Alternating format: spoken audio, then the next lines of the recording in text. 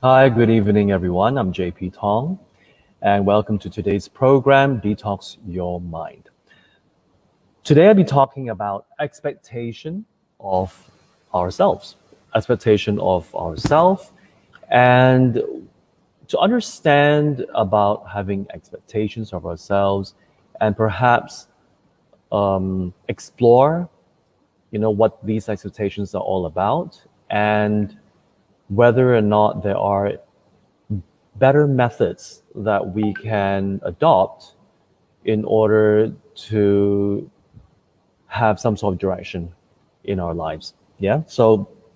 Now, so what are some of the expectations that we have? Well, the most common ones are, a lot of times we like to compare ourselves with people around us. We want to be the best at everything that we do.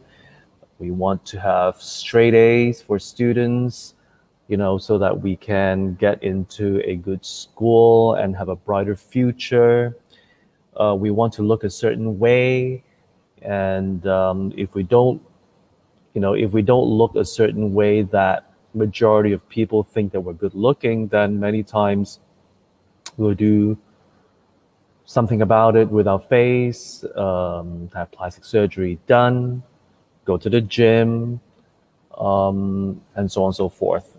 And what are some of the ways? Well, to achieve a certain level of success, there are a lot of times when people are asked, "So, how much is enough?"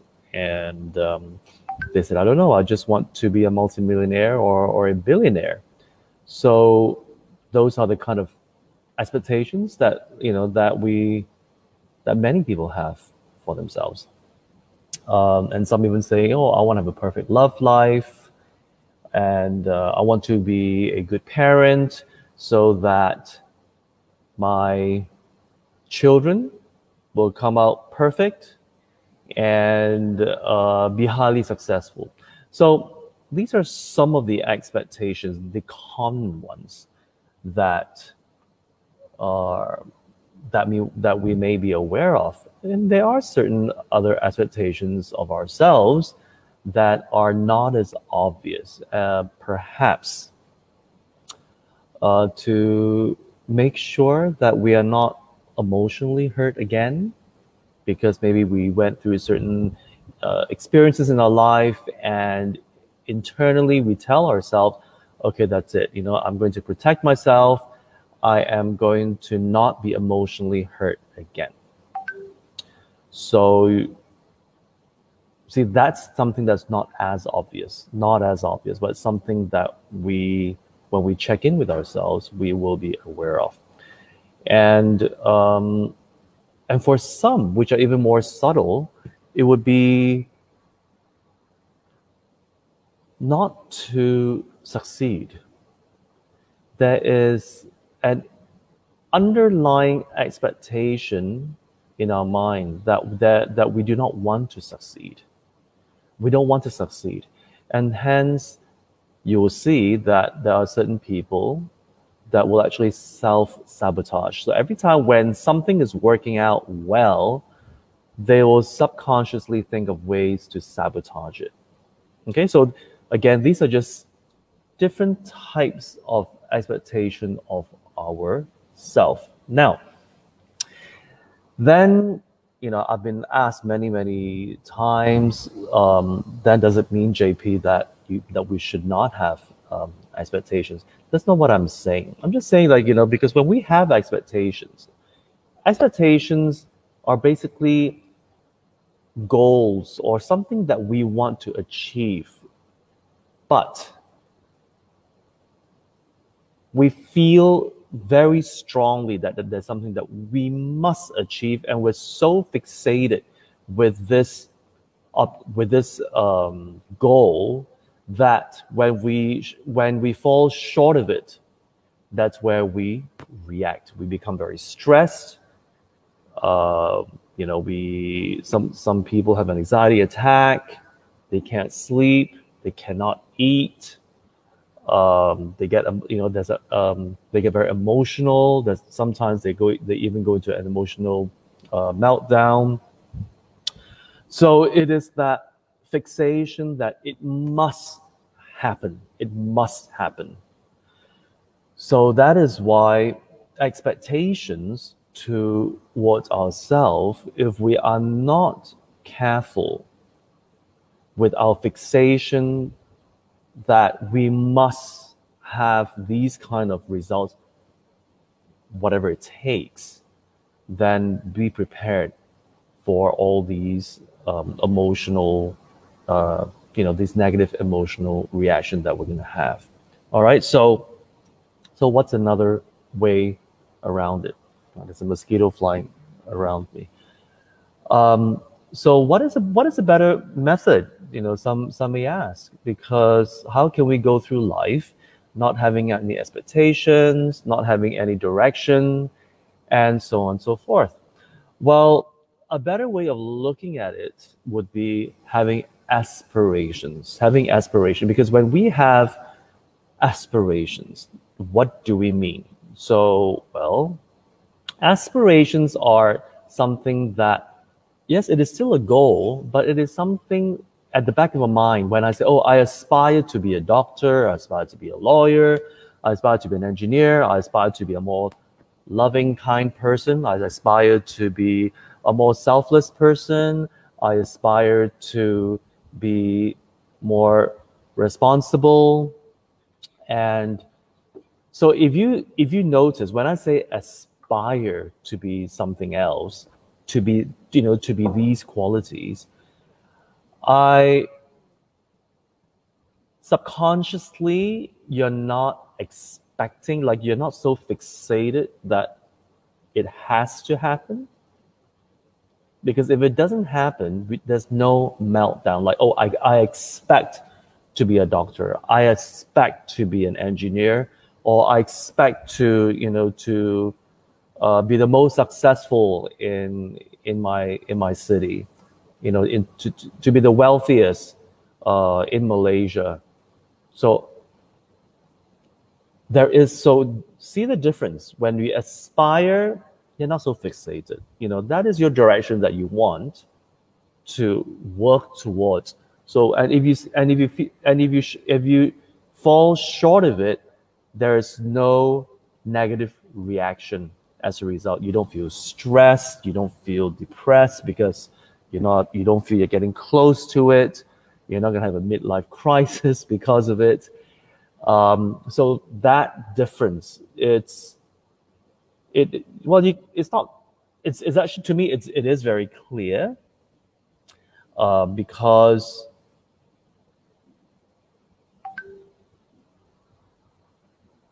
one is you work towards it, okay, without feeling that you are entitled to it, that it must happen, but it would be nice if this was to happen. So it would be nice if I aspire to be more kind. So there is not, so I work towards it. I work towards being more kind. And if I am not as kind as I like to be, I don't react negatively or as stressed as compared to if I expect to be kind. So one is more absolute, and one is more just focusing, having a sense of direction, and without that fixation. Okay, so, and that is that difference. When we shift the way we look at the directions that we would like to strive towards, it actually does help. It does help.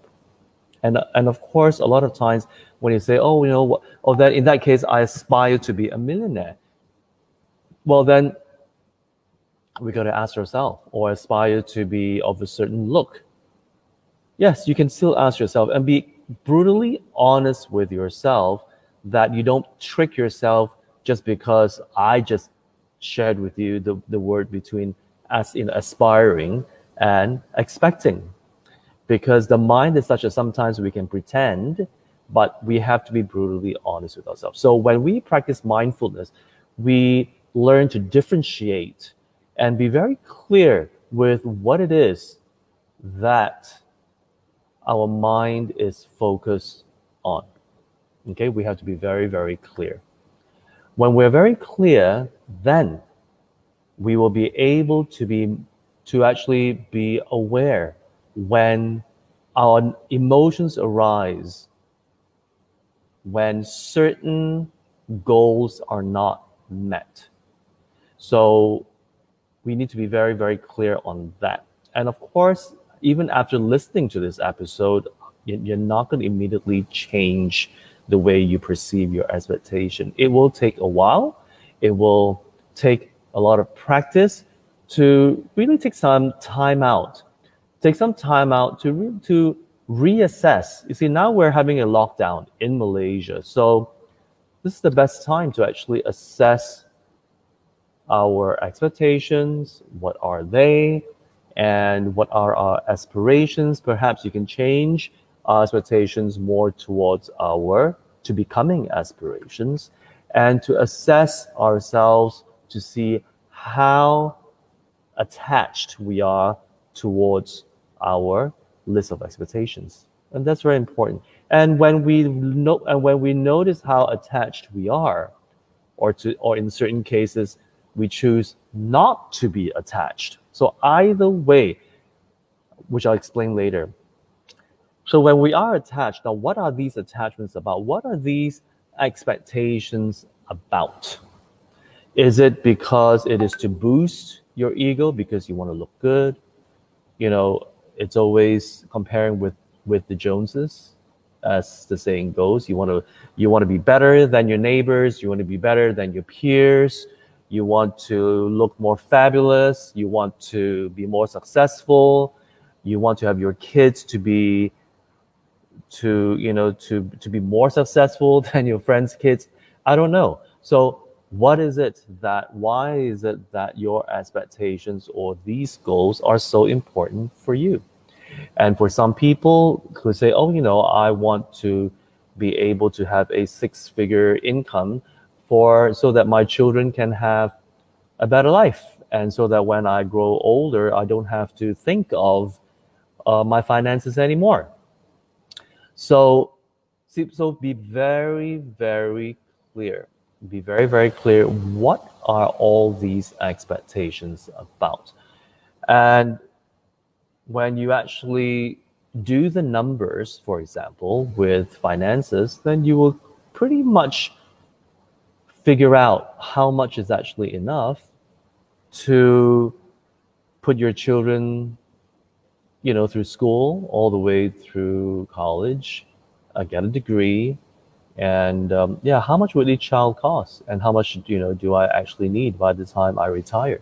So you pretty much can figure out that you don't really need a lot, actually, but it's just that when we have a bit more, then you can actually indulge more. So again, the question is, indulge for, so what do these indulgences lead you towards?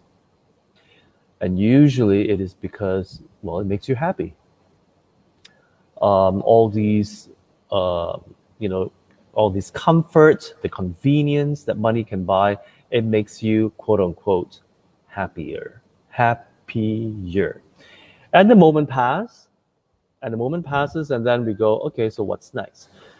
So there is a lot of self-contemplation about such things, which I will talk about in another program. So really understanding what it is, what are all these expectations about? Because if it is about being happy, if you equate monetary abundance to happiness, then you're actually barking up the wrong tree, because money can buy you convenience and comfort, but it does not buy you happiness and peace of mind. So that is something that I've spoken about in my previous programs, not Detox Your Mind, but in the mindfulness, the morning mindfulness meditation program that I used to have.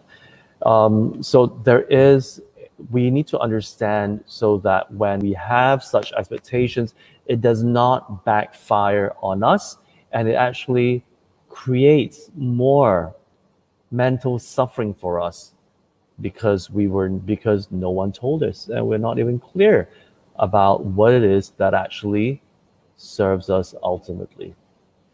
Okay, do we have any questions so far? Or if you do, please write them at the comment section. All right, so, well, aspirations. So what kind of aspirations would I recommend? You see, for me, I would actually focus on qualities of the mind to enhance. For example, instead of saying, "Oh, I want to earn 10 million ringgit," "Oh, I want to, be the best looking person every time I go out," or you see, it's something that won't last to me, and it's something that is so flimsy that if my fixation on things like this is so strong, I know that it will be that I'll go through phases of my life whereby I will go through some emotional meltdown as a result, because these are things that is not going to bring me that kind of happiness that I'm looking for. It's very temporary, because all these things are very subjective. You may think 10 million is great, but once you get 10 million, and then you look around you and your friends are like in the 100 million bracket, and you go, "Oh, okay, so it's nice I've reached 10 million, but the people whom I hang out with are now in the 100 million, so maybe it's not good enough." So it's never enough, and then you go through a bit of negative reaction. You feel stressed because you're not keeping up with the Joneses, as they say.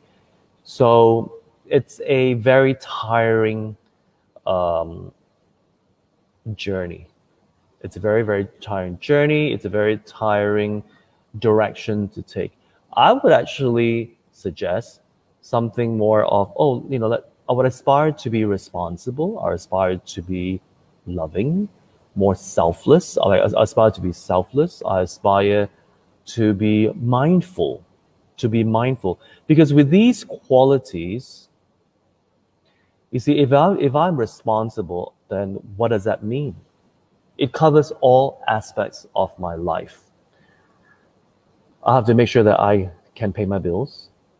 If I wish to indulge, I will then be responsible enough to earn whatever money I need to indulge and buy that convenience and comfort that I'm looking for. Okay? If I'm responsible, then I'll make sure that people around me are well taken care of, that they're emotionally very, very important, emotionally taken care of, and the well-being is taken care of. Yeah, so, and I will focus on my being. I think that is more empowering. That's a lot more empowering. And if I fall short of being responsible, or perhaps I think I'm responsible, but certain results may not match, what a responsible person would be, then the reaction would be, okay, so what did I miss? And how much more responsible can I be, or can I improve on, so that a similar situation may not arise due to the lack of responsibility. So you see, there is that difference, and it's more empowering, is more constructive. I think there's a question from the audience. Hi, Iman, how are you? What do you think of those who is a perfectionist, expecting the unrealistic or impossible, perfection in themselves and others? What's the best possible way to manage a perfectionist who could be our boss at work or our family member? Well, it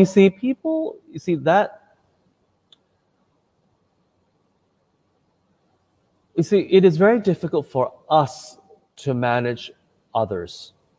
It's very, very difficult. It is easier to manage ourselves. All right.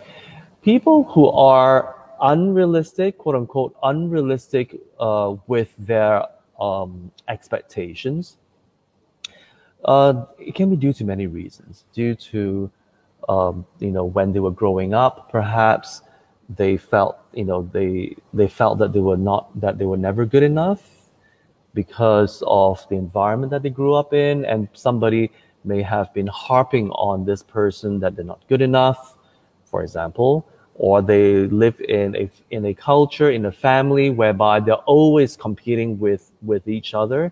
So it was a norm. It was a norm to be the best. And over the years, you develop this mindset that you have to be a perfectionist, because otherwise, the competition out there is really way, way, way too high. So that's where you develop this expectation that you must be a perfectionist. Okay, so and sometimes yes, there are certain expectations that are not too realistic, that that you have to be perfect in all ways. And I do have a friend who was like that in school, and it was because the mother demanded her of such, and and was very, very critical of her when she was growing up as a teenager. Well, yeah, we went to boarding school, and I could see the stress. And after we graduated, and then she got married, and she had an emotional meltdown. She went into big depression because the mother just would not let her go, and just kept harping on her that she was not good enough, and everything she did, although she tried her best, was not good enough. So it really affected her, because that's the mother. And as all children, usually children like to please their parents. They like to please their parents. So back to your question, Iman. So it's very difficult to manage others. To manage others, especially if it's your boss who is a perfectionist, but just realize that it comes from a sense of insecurity, because it is not realistic. No one is perfect. No one is perfect. You can be a very loving person. You can be a very responsible person. You can be a very caring person, a very warm person. That you can be, but if you say, oh, but you have to be perfect, that means you're just, how would I say, you're just perfect in all aspects of your life. I think that is really too far-fetched. I don't know of anyone who is like that. You have to look perfect, like Barbie doll perfect. And in some cultures, looking like a Barbie doll is not good looking, because Barbie is too skinny. In some cultures, they like women who are a bit, on bigger. So it's very, very subjective. It's very, very subjective. So that's why perfection is really, really unrealistic. So to answer your question for your boss, what you can do is to actually control your reaction, and realize that the person is coming from a lack of self-esteem, some sort of insecurity, and hence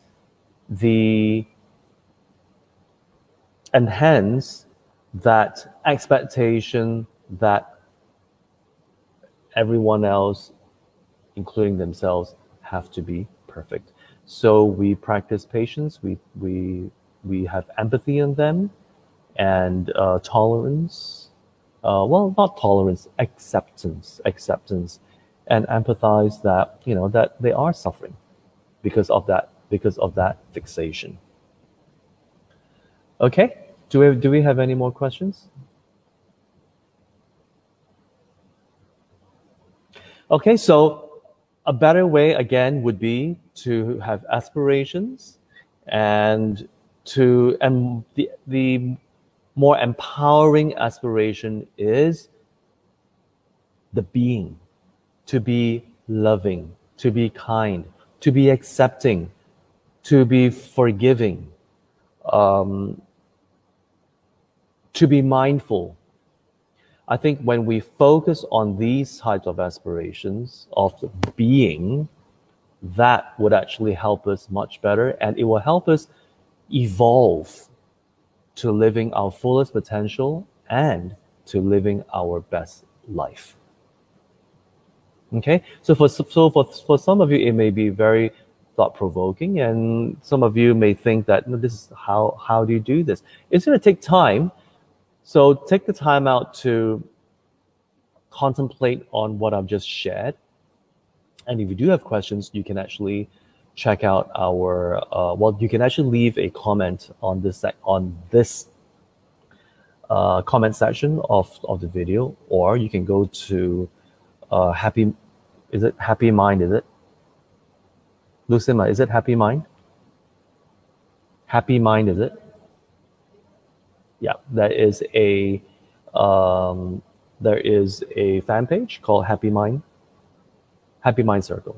Okay, Happy Mind Circle, and you can actually look into it. And it is a platform for everyone who have the same aspiration of learning to live the best life and to live the life to the fullest potential. All right, and we share among each other's wisdom quotes, different recipes. It's a very wholesome and holistic platform to promote these kind of lifestyle for everyone. All right, so if there's no more questions, yes, Freon, Happy Mind Meditation Circle, that's it. So if there's no more question, I would like to thank our sponsor today, CLSJ Dedication. Sponsor CLSJ, right? Dedication. There's no dedication. And the next sponsor is Anonymous Dedication, dedicated towards all beings, liberation from suffering, and attainment of compassion, wisdom, and true happiness. The next sponsor is Anonymous Dedication, blessings to all sentient beings. So thank you very much for your sponsorship. If you'd like to contribute to the cost of running our online programs, please do so, because with your contribution, we are able to sustain our online program for everyone to benefit. All right, so now after this at 9:45 p.m., I'm going to have a workshop on Google Meet. So if you would like to join the workshop, and what I do in this workshop, it is not broadcasted, okay? So it is a group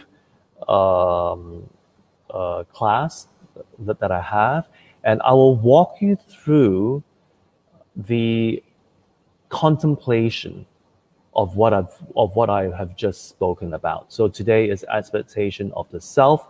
So I will actually walk you through to actually contemplate on your expectations that you have for yourself, and then have a good understanding of what they are, and then from there decide again how to look at your expectations from a place that is more empowering, that will help you live your best life.